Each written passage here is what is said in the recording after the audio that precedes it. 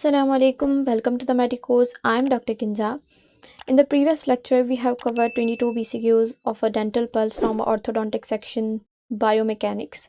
Now we start from a 23rd BCQ, that is, which of the following statement concerning the wires used in the orthodontic movement is most accurate? अब हमारे पास क्या होता है कि हम जो वायर्स यूज करते हैं ऑर्थो के अंदर, तो उनका डायामीटर और उनकी लेंथ दोनों हमारे लिए क्या करती हैं, बहुत मैटर करती हैं। ठीक है, तो हम बीसीक्यू पढ़ते हैं कि the larger the diameter of the wire the greater the force and the faster the movement of the tooth. Diameter जितना ज़्यादा होगा ना, उतनी वायर स्टिफ होगी और वो लाइट फोर्स नहीं जनरेट करेगी। ठीक है, तो इस वजह से हमारे पास टूथ मूवमेंट फास्ट नहीं होगी, तो ए गलत हो गया। The longer the wire the greater the force and the faster the tooth movement. ठीक है, अब हमारे पास क्या है कि जितनी वायर लॉन्ग होगी उतनी हमारे पास मूवमेंट फास्ट होगी, लेकिन फोर्स हमारे पास लाइट एक्सर्ट होगी। ठीक है, तो यहाँ पे कहा है ग्रेटर द फोर्स, तो इस वजह से बी ऑप्शन भी हमारा क्या हो गया, गलत हो गया। The more rectangular the shape of the wire and the greater force the faster the movement of the tooth. ठीक है, हमारा वैसे भी रेक्टेंगुलर वायर से कोई ताल्लुक नहीं है, उसका डायामीटर और हमारे पास क्या है, लेंथ ज़्यादा मैटर करती है। The longer the wire the more gentle the force and the faster the movement of the tooth.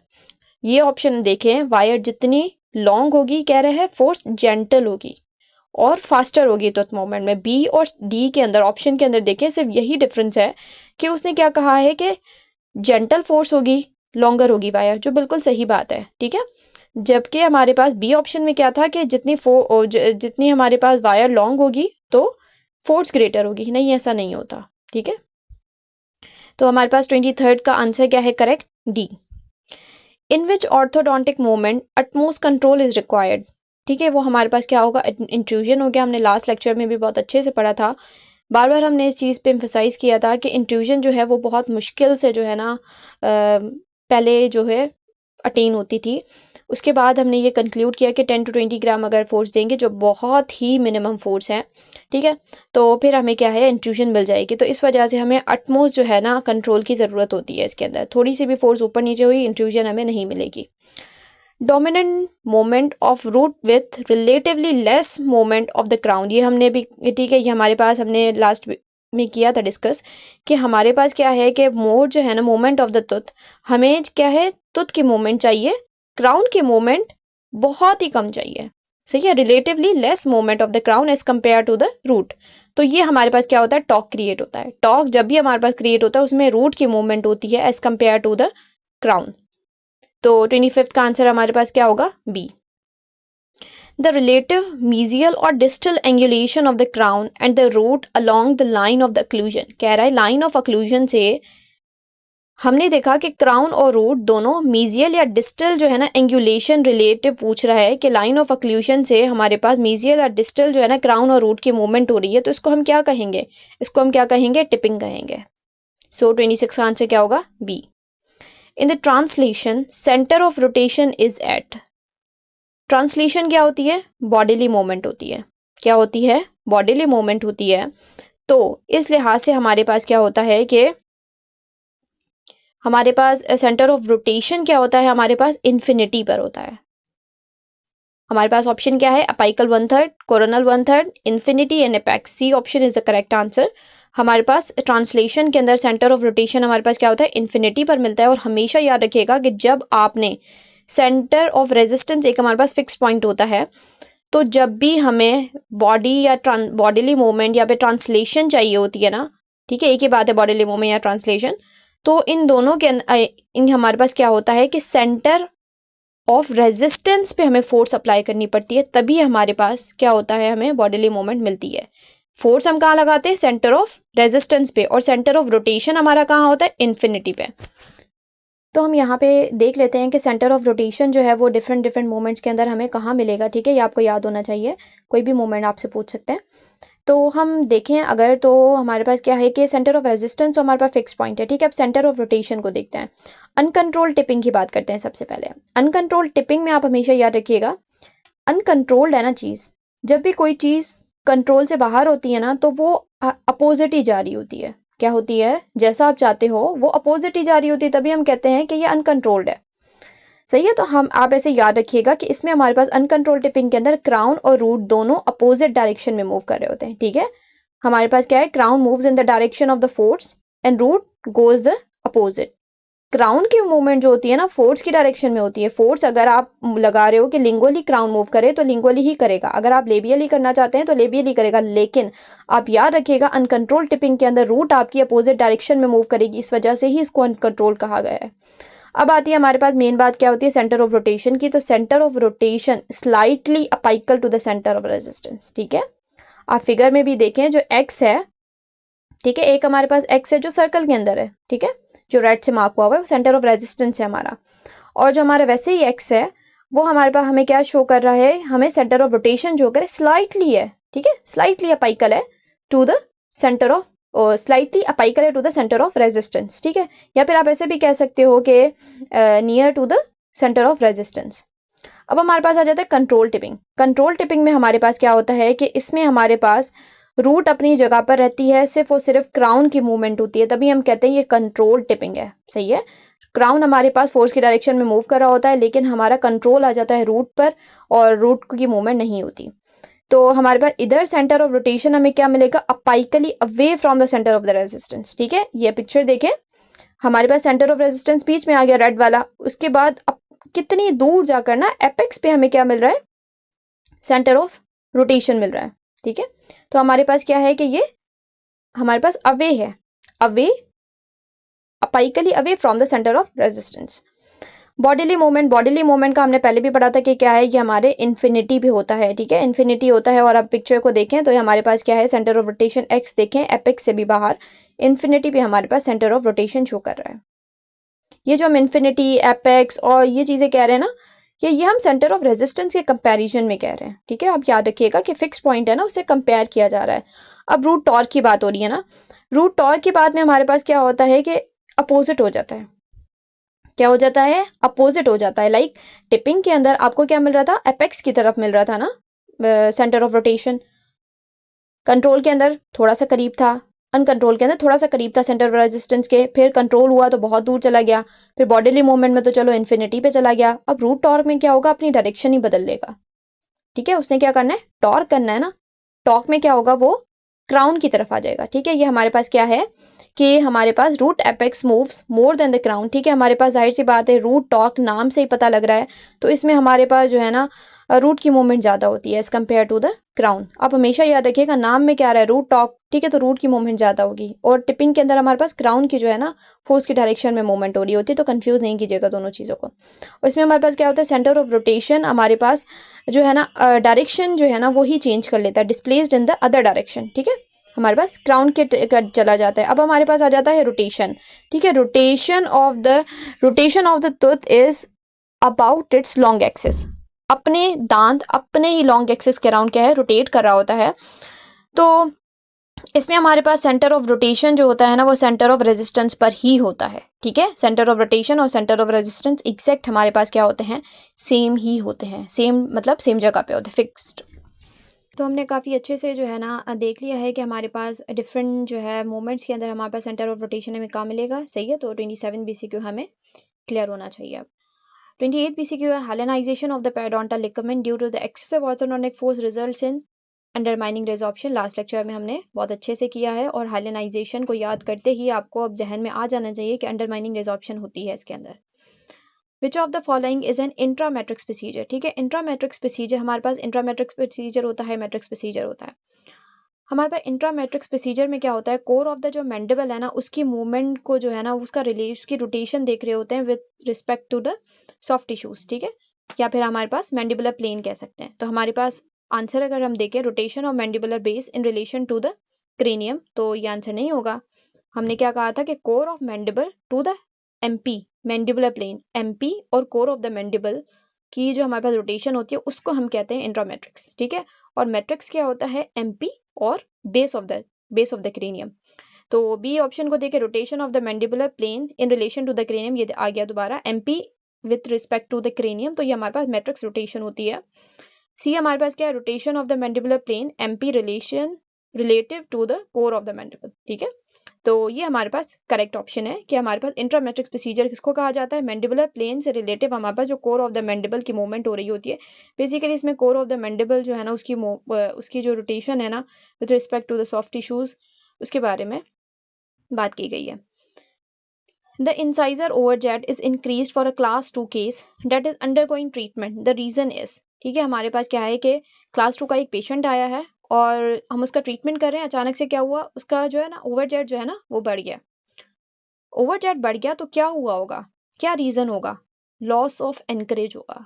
ठीक है, जब भी क्लास 2 के अंदर हमारे पास एनकरेज लॉस हो जाती है तो हमारे पास क्या होता है कि या तो हमारे पास जो थोड़ी बहुत जो करेक्शन आई हुई होती है ना क्लास 2 मोलर रिलेशनशिप के अंदर, वो मजीद जो है ना वो खराब हो जाती है और वो क्लास 2 की तरफ क्लास 2 मोलर रिलेशन आपको जो है ना मिलने लग जाता है। ठीक है, वो करेक्शन जो आपको मिली होती थी वो सारी खत्म हो जाती है, या फिर हमारे पास ओवरजेट इंक्रीज हो जाता है। ठीक है, तो ये चीजें हमें क्या मिलती हैं, क्लास 2 का जब हमारे पास एनकरेज लॉस होता है तो हमें ये चीजें मिलती हैं।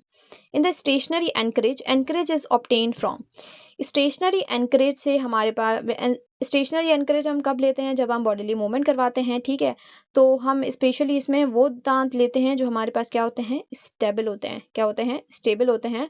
तो हमारे पास ऑप्शन क्या है, हमारे पास more stable teeth, extra oral teeth from the opposite or stationary teeth, more stable teeth. ठीक है, पेरिडोंटियम जिसका अच्छा हो, ठीक है, जो हमें अच्छी एनकरेज वैल्यू दे सके, हम क्या है उनको यूज करते हैं। तो हमारे पास स्टेशनरी एनकरेज के अंदर क्या है, मोर स्टेबल टीथ हम यूज करते हैं। Which of the following is related to the occipital anchorage. ठीक है, ऑक्सीपिटल एनकरेज से आपको याद आ जाना चाहिए कि हमारे पास हेड गियर्स आते थे। ठीक है, तो हमारे पास ये कौन सी होती है, एक्स्ट्रा ओरल फोर्स अप्लाई करते हैं। तो 32 का आंसर क्या होगा, सी। प्री बीसीक्यू है, closing of the midline diastema by using a removable appliance. हमारे पास अब क्या है कि डायस्टेमा को हमें क्लोज करना है ना, तो हम उसके लिए कौन सी यूज करते हैं, रेसिप्रोकल अप्लाई और एनकरेज यूज करते हैं हम। ठीक है, रेसिप्रोकल एनकरेज यूज करते हैं। तो रेसिप्रोकल एनकरेज क्या होता है कि हमें टीथ को मूव करवाना है अपोजिट डायरेक्शन में। ठीक है, फोर्स सेम एग्जर्ट होगी दोनों सेगमेंट्स पे, दोनों दांतों पे या फिर सेगमेंट्स पे, लेकिन आपने हमेशा याद रखना है कि वो फोर्सेस अप्लाई होंगी अपोजिट डायरेक्शन के अंदर, अमाउंट सेम होगा लेकिन डायरेक्शन अपोजिट होगी। तो हमें जब भी हम डायस्टेमा को कर रहे होते हैं ना, मिडलाइन डायस्टेमा को क्लोज कर रहे होते हैं, तो सेंट्रल इंसाइजर आपस में आके है क्या है, क्लोज करते हैं डायस्टेमा को। तो ये हमारे पास सिंगल टूथ आ रहा होता है ना, तो ये हमारे पास सिंपल एनकरेज होगा। ठीक है, हमारे पास रेसिप्रोकल सिंगल सिंपल एनकरेज होगा। और हमारे पास जो रेसिप्रोकल कंपाउंड एनकरेज होता है ना, वो हमारे पास क्या होता है कि हमारे पास मल्टीपल टीथ जो है वो इन्वॉल्व होते हैं दोनों सेगमेंट्स के अंदर, लाइक सेट ऑफ टीथ जो है ना वो इन्वॉल्व होते हैं, तो फिर हम कंपाउंड एनकरेज कहते हैं रेसिप्रोकल के अंदर। अभी हमारे पास ये क्या है कि डायस्टेमा को क्लोज करने के लिए हमारे पास वो आंसर क्या होना चाहिए, रेसिप्रोकल सिंगल सिंपल एनकरेज होनी चाहिए। सिंपल एनकरेज मतलब जो है ना हमारे पास सिंगल जो है ना दो दांत इस्तेमाल हो रहे हैं। Stationary anchorage refers to the anchor teeth which are. ठीक है, हमारे पास क्या है कि स्टेशनरी एनकरेज में आप हमने क्या कहा कि हमें बॉडीली मूवमेंट चाहिए, प्योर बॉडीली मूवमेंट चाहिए होती है, नो टिल्टिंग एट ऑल। ठीक है, तो हमारे पास हमारी रिक्वायरमेंट क्या होगी कि स्टेशनरी एनकरेज रेफर्स, इसमें एनकरेज टीथ जो है ना विच आर बैंडेड, नहीं स्टेशनरी में हमारे, ठीक है, कैन नॉट मूव, बिल्कुल ठीक, मतलब ये है कि एनकरेज टीथ हमारे मूव, इनकी क्या है, नहीं होनी चाहिए मूवमेंट। ठीक है, स्पेशली टिल्टिंग तो बिल्कुल नहीं होनी चाहिए। क्या नहीं होनी चाहिए, टिल्टिंग नहीं होनी चाहिए, टिपिंग नहीं होनी चाहिए, नॉट फ्री टू टिल्ट। ठीक है, तो 14 का आंसर अगर हमारे पास सी है तो सी हमारे पास बेस्ट ऑप्शन है, are not free to tilt. ठीक है, हमारे पास टिपिंग स्टेशनरी एनकरेज के अंदर हमें क्या है, नहीं मिलती।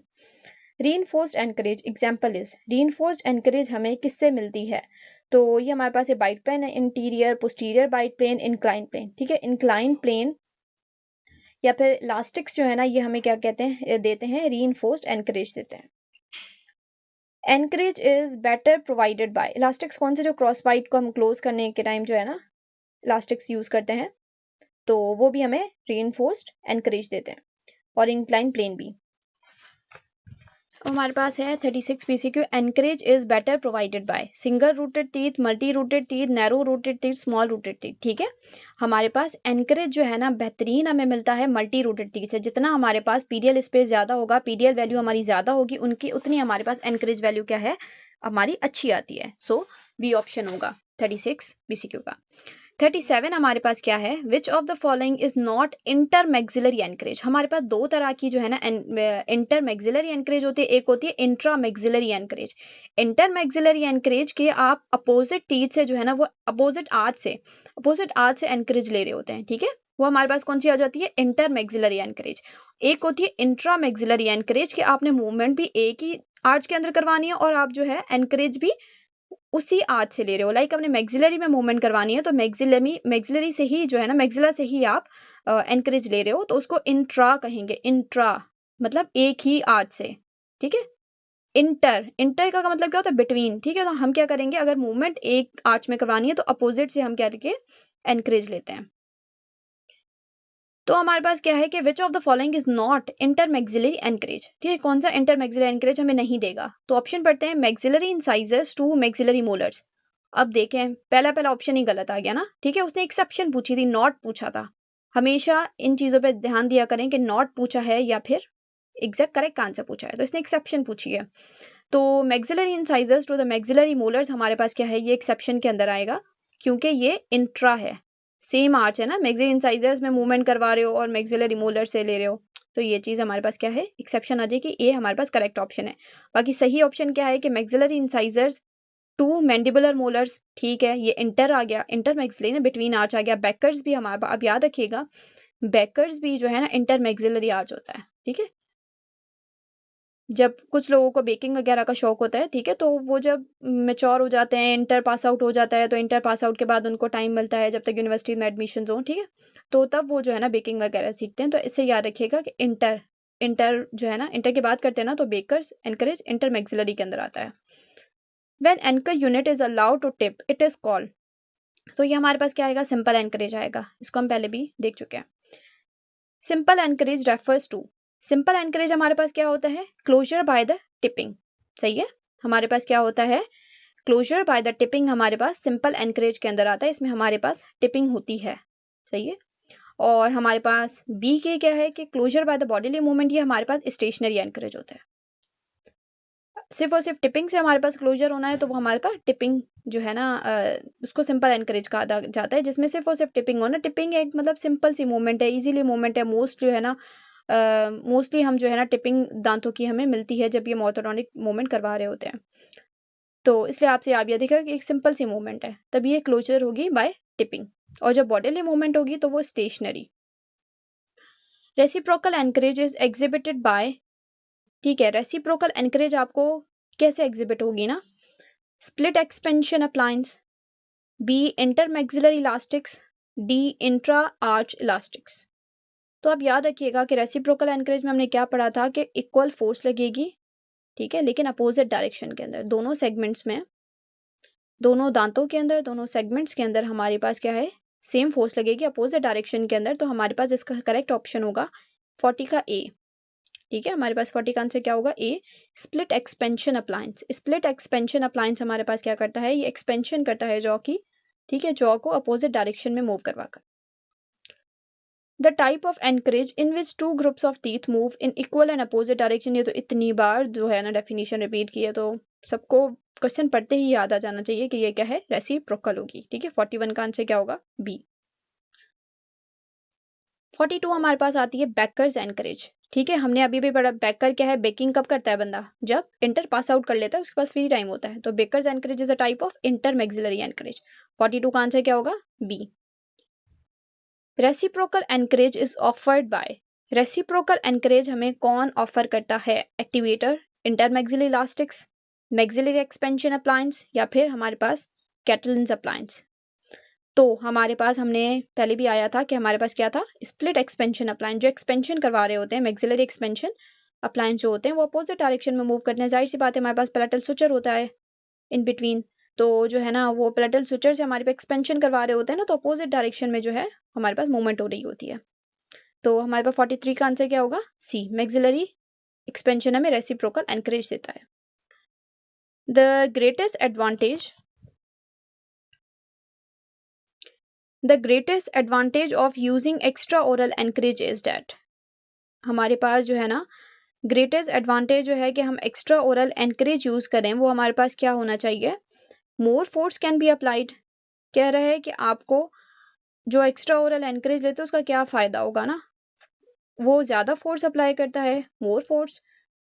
It has a direct reciprocal action on the opposing arch, उसका डायरेक्ट हमारे पास रेसिप्रोकल एक्शन होता है, मतलब अपोजिट एक्शन होता है अपोजिट आर्च पे, इस वजह से आप एक्स्ट्रा ओरल यूज करते हो. या it permits posterior movement of the teeth in one arch without disturbing the opposing arch adversely, any of the above. तो सी ऑप्शन हमारे लिए बहुत अच्छा है. जब एक्स्ट्रा ओरल अप्लाइंसेस होते हैं, लाइक ठीक है, हमारे पास डिस्टलाइजेशन ऑफ, जैसे हेडगियर हो गया, उससे हम क्या कहते हैं, डिस्टलाइजेशन ऑफ मोलर्स कर रहे होते हैं, तो हमारे पास पोस्टीरियर मूवमेंट ऑफ टीथ होती है एक आर्च के अंदर, जो हमारे पास रिक्वायर्ड है ना, ठीक है, जिस आर्च के अंदर. अपोजिट वाली जो आर्च होती है ना, उसमें इतना हमारे पास एडवर्स इफेक्ट नहीं आते, तो ये इसका हमारे पास फायदा होता है. सही है, तो हमारे पास उसमें बेनिफिट पूछा था, एडवांटेज पूछा था, तो सी हमारे पास क्या है, एडवांटेज है, तो C is a correct answer. 45 हमारे पास क्या है, it is normal response to orthodontic treatment for periodontal space is to. हमारे पास क्या है कि जब भी हमारे पास ऑर्थोडोंटिक तो ट्रीटमेंट दे रहे होते हैं ना, तो नॉर्मल रिस्पॉन्स होता है कि पीडियल हमारे क्या हो जाते हैं, वाइड हो जाते हैं. पीडियल क्या हो जाते हैं हमारे, उन पर फोर्सेस लग रही होती है ना, पीडियल हमारे वाइड हो जाते हैं. The type of resorption seen when light continuous orthodontic force is applied, light force तो फ्रंटल या डायरेक्ट, ठीक है, और हमारे पास हैवी फोर्स तो अंडरमाइनिंग रिजॉर्प्शन होती है. तो हमारे पास क्या है कि कौन सी रिजॉर्प्शन मिलेगी, बी, हमारे पास फ्रंटल और डायरेक्ट रिजॉर्प्शन मिलेगी. Extrusive movements ideally would produce no areas of the compression within the PDL. आप हमेशा याद रखिएगा, एक्सट्रूजन एक हमें जब भी हम करते हैं ना, हमने जब भी कोई मूवमेंट प्रोवाइड करते हैं, इंट्रूजन हो एक्सट्रूजन हो, तो हमारे पास एरियाज ऑफ कंप्रेशन और एरियाज ऑफ टेंशन बनते हैं. सही है, लेकिन आप याद रखिएगा एक्सट्रूजन एक वाहिद है जिसमें आपको क्या है, सिर्फ टेंशन ही टेंशन मिलती है. ठीक है, घर क्या होता है सबके लिए, एक सुकून वाली जगह होता है ना. इंटीरियर, घर को क्या कंसीडर करो, इंटीरियर, और एक्सटीरियर, बाहर को एक्सटीरियर. बाहर जो है ना इंसान के पास टेंशन ही टेंशन. एक्सट्रूजन, एक्सट्रूजन और एक्सटीरियर, ठीक है, ऐसे ही याद रखिएगा कि एक्सटीरियर आपको बाहर क्या है, टेंशन ही टेंशन मिलती है, तो एक्सट्रूजन में आपको टेंशन ही टेंशन मिलती है, कंप्रेशन नहीं मिलती. तो 47 में हमारे पास क्या है कि ये प्रोड्यूस करेगा, हमारे पास क्या है, only tension. So B is the correct answer. 48 हमारे पास, a single force applied at which point of tooth will allow complete translation of the tooth. तो हमने पहले भी कहा था कि सेंटर, जब भी हमें बॉडीली मूवमेंट चाहिए होती है तो फोर्स को हम अप्लाई करते हैं at the centre of resistance. 49 हमारे पास क्या होगा, during which orthodontic tooth movement centre of rotation is at the bracket slot. हमें क्या चाहिए, ब्रैकेट की स्लॉट पे सेंटर ऑफ रोटेशन चाहिए, और ऐसा कब होता है, क्राउन में एक ही मूवमेंट के अंदर जा रहा था. जो पिक्चर याद करें जो मैंने आपको शो की थी, उसमें एक ही मूवमेंट थी जहां जिसमें क्राउन की तरफ हमारे पास सेंटर ऑफ रोटेशन जा रहा था, वो हमारा कौन सा था, रूट टॉर्क, जिसमें हमारे रूट की मूवमेंट हो रही थी. ठीक है, तो आप याद रखिए क्या है, रूट टॉर्क, तो इसका करेक्ट आंसर बी होगा. 50 the first reaction that takes place when an orthodontic attempts active tooth movement with a removable appliances. कह रहा है कि आपका जब भी रिमूवेबल अप्लायंस आपने अप्लाई किया है, ठीक है, और जो है ना टूथ मूवमेंट हो रही है, एक्टिव टूथ मूवमेंट हो रही है, तो सबसे पहला रिएक्शन क्या शो करेंगे ना दान, तो कह रहा है प्रेशर और टेंशन जोन्स बनेंगे from in the periodontal ligament. So we have covered 50 PCQs. Hope you like it. If you find lecture helpful, then do subscribe, like and share. Thank you.